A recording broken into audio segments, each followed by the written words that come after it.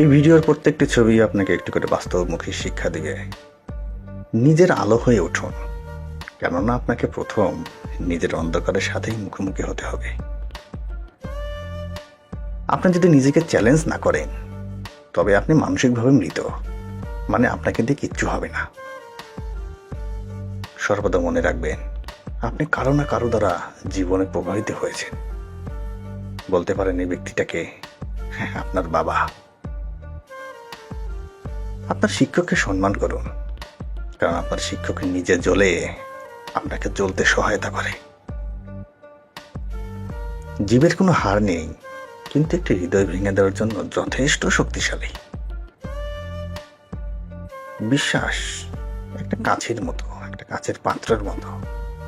একবার ভাঙলে হয়তো ঠিক করা যায়, কিন্তু আগের মতো কখনোই হবে না।